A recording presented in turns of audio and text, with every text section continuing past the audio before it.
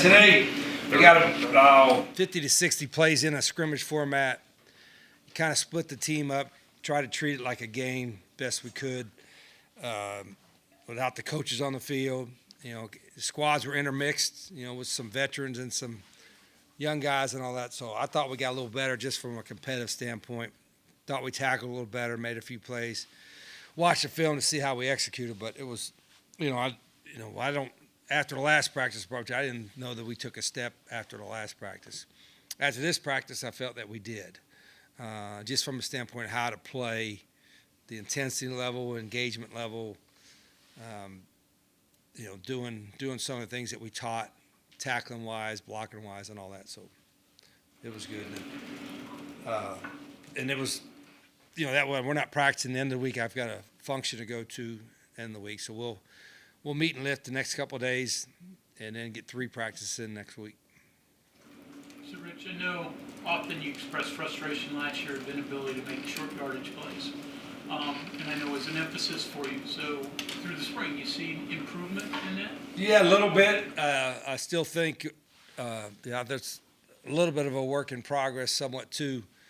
But I know I'm not going to put my hands up and do anything there. But it starts up front, coming off the ball. And we're making progress with that. It starts with the physicality from the running backs, which, we have a couple guys that are running pretty hard downhill. And the quarterback making good decisions as well. So, that's obviously going to continue to be a point of emphasis for us. Speaking of running backs, we saw a guy out there I hadn't known was on the roster for Kid from Temple. Yeah, Darius, right? Yeah, he's we wanted a bigger guy, and he was out there. He's a physical guy, and he's still learning what we're doing. But he's shown some glimpses of doing some good stuff out there. I thought Chris Talley made some nice runs today. Mateus Tay made some nice runs. Andre Devine runs really hard. He's got a chance to help us too. I really think he did some good stuff and showed some flashes today too. We didn't give Cam is a really good learner. I mean, he's a sharp guy. We didn't give him a whole lot of reps in the live period. He got some reps in our thud period, but we'll get him some more reps too, because I wanted to make sure he knows the offense. But he's a proven guy to us. But we still do some things differently, schematically, than he's had before. So we're going to make sure we got to work him into that. Latimer run like a big guy. Yeah, he is. He's a physical guy. And he's still learning. Like, when you could tell the decisiveness that anybody, whether it's a running back, receiver, quarterback, the decisiveness that they have when they truly understand what we're doing. And Amari's he's a sharp guy. Football's important to him. He's got a lot of skills. And so I like the progress he's making for sure. So in the return game, what do you want to see from somebody to give them the spot as the kickoff punt returner? And then in that group. Yeah, that's the hardest thing to probably. I don't think I've done a good job with the special teams live. It's kind of hard to do that live, and we're going to probably dedicate one of our practices next week to being at least half of it being special teams and doing some stuff, so I can tell. We're catching the ball okay, but we haven't done anything kick return wise and punt return wise, so I can evaluate those punt returners. So we got to do more of that next week. Is Devine in the mix for that? Yeah, he could be. I think other guys are probably in front of him on a punt return.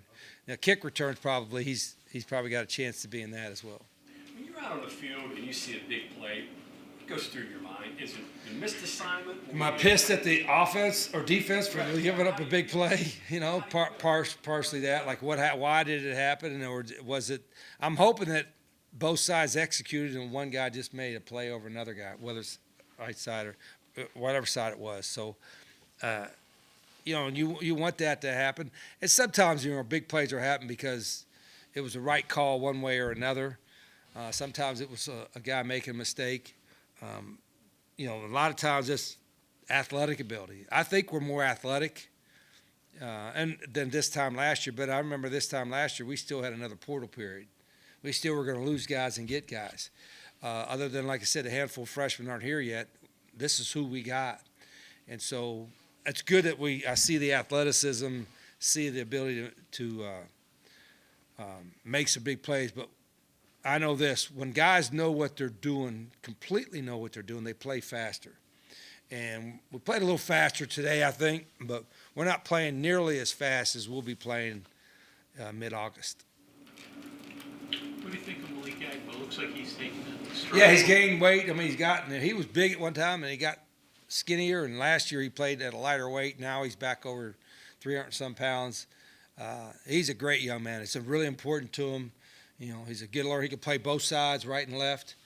And so he, obviously played a lot for us last year, but he's going to be one of our key cogs. I mean, we want to have 8 guys that can play up front.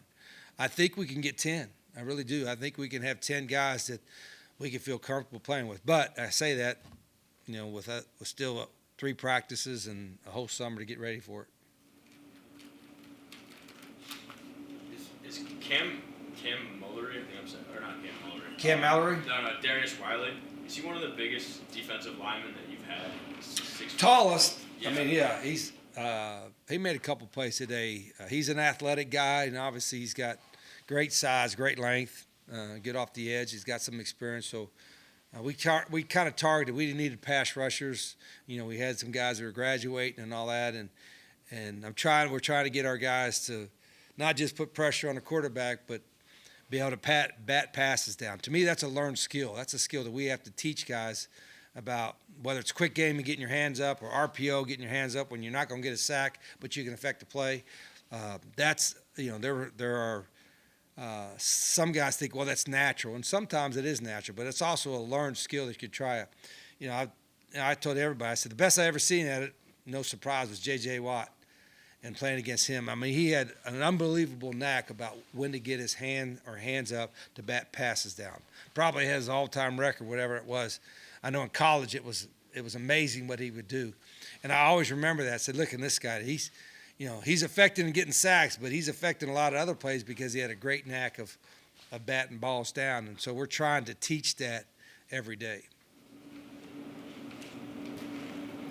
I know you mentioned, obviously, putting offensive linemen in multiple positions. Are there any guys that you have kind of locked in at tackle, or not for roster or depth chart sake, but just are playing solely tackle, or are you still moving a lot of them around? Yeah, I think, the newer guys like a Kevin Brown, he could play right tackle, play left tackle, but I don't think we've done anything with him at guard. Agbo the same way. He can go right or left, but we're putting him strictly at tackle. Deshaun Woods, strictly at tackle. Who else? Landon Livingston can play them all. Nick Craig can play guard and tackle. I'm trying to think who else do we have. I'm probably missing somebody. Yeah, Cassidy, he's just strictly tackle. Devin Voss, he's been injured, so I don't know whether he can play inside and outside. I think he has. But Coach Trick has always done a good job of getting guys to learn not just guard or tackle, but right and left. And you need to do that because of the long season. And, that's some line coaches, a lot of line coaches are afraid to do that because you want to get his footwork or his assignment, his steps, whatever, just in one side. And Trick does a good job of letting them play both sides. And then our format now with our teams being split up, they're being forced to do multiple positions. So that's one of the benefits of doing this. How do you feel with the depth at center? I feel a lot better, than we've had, because we have guys like Cam Griffin can play all 5 positions, including center. Landon Livingston can play all 5 positions, including center. Wes King is playing mostly center, but he could probably play guard as well. And I'm thinking Bubba Grayson could play center if he wanted to. I think LaMarcus Dillard is playing guard and center. So we always get a bunch of guys to snap. The most. And in fact, Matt, while you said that today, I don't think we had any bad snaps today.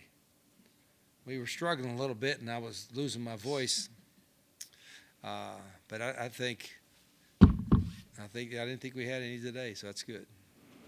Your Jacksonville State offensive linemen, have they picked it up like there was no miss for them? Yeah. Right back in gear? With Bubba and Cam. Yeah. Yeah, they did a lot of similar stuff last year. The terminology was different, but some of the schemes. The biggest thing is some of the drill work that the O-line do that are base drills for any scheme transitioned over. In fact, it helped our guys, those two coming over helped our guys that, hey, this is what he wants, what we want out of this drill. That's what we want out of this technique. And so, yeah, and then the terminology part, it was like easy for Cam and Bubba both. Did you have a chance to get Scotty or Mike, live today? I didn't go live. I put on a black shirt. And, I'm debating. I want to maybe do that because it allows them to play more realistic. But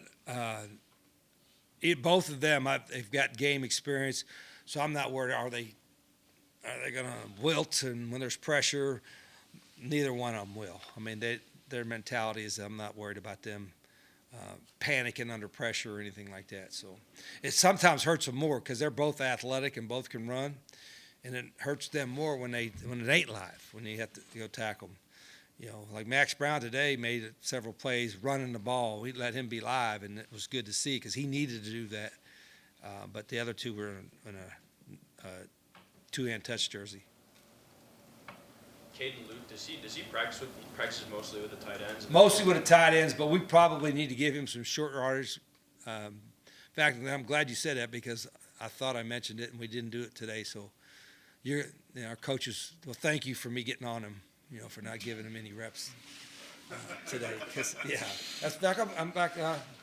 Mark that down, Raquel. So I'll make sure we got to get Caden him some running back reps because he can do that a little bit. And we need to do that because we don't have a bunch of big backs. Wide receiver.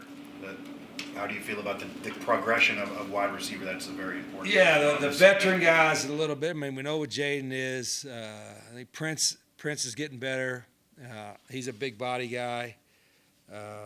John Nider's an experienced guy. DJ Epps can play inside outside. We're finding more guys. Deron Francis is playing inside outside. We're trying to, my goal would be at the end of spring, they know at least two of them. If they can learn all three receiver positions by the end of summer, it's going to be pretty good. And there's more guys doing more positions now than a week ago. By the end of the summer, every wideout needs to be able to play every position. There are some that in this era of the sport especially believe that to win a championship, you need a premier receiver. You need a true number one. Yeah. Do you agree with that? And do you think I think it certainly helps to have that guy, like the Jeremiah Smith kind of guy that, that's a top 5 draft pick. Yeah, who doesn't want that, right? Sure. You know what I mean? But just even impact number one for your team. It's above the rest. Yeah, I don't think, I think it helps to have a guy that that no matter who it is at corner, he can win it. But realistically, you want to have more than one. You want to have two, so that safety can't come over the top of just one guy and leave that guy one-on-one all the time. You want him to have to play split safeties or play more zone. You know what I mean? I think that's the whole key. I think when you have just one, I've had one guy that was cleared by the others a lot of times. You can try to find ways to isolate them, but they can always adjust to that.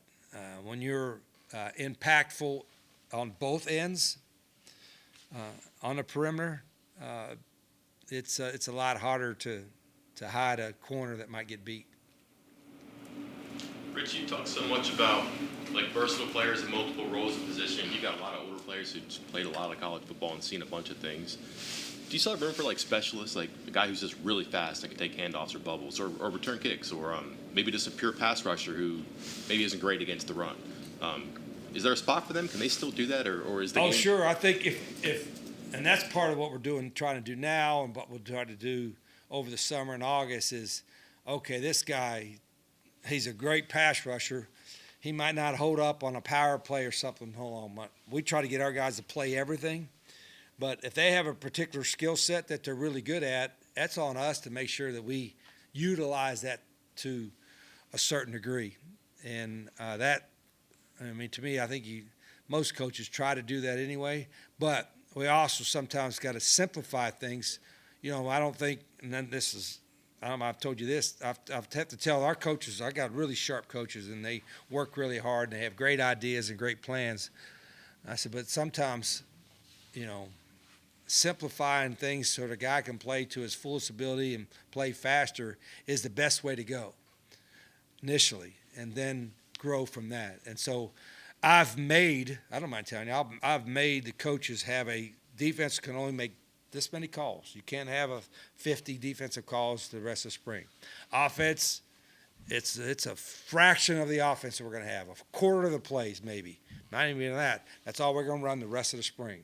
And I want to see how we execute those, what we do in those, before we add on a bunch of stuff on offense or defense. Because we got to evaluate our guys more, and we got to get guys fundamentally ready to play as well. And if you do too many schemes, too much stuff, that slows that progress. Does that help some of those like so-called specials? I can't think of a better word, but somebody who has a small contribution, does that help them stand out earlier? I don't know. I think, we don't ever recruit somebody because, he's just a jet sweep guy, not all he can do. Now, that might be his strength, but we're not, we kind of – and nobody wants to be recruited or coached like, you're just a third down pass rusher. Now they want to play every down. So, that we'll make the determination, but we don't want to limit anybody right now. That makes sense. Okay. All right, thank you, Mike. Congratulations.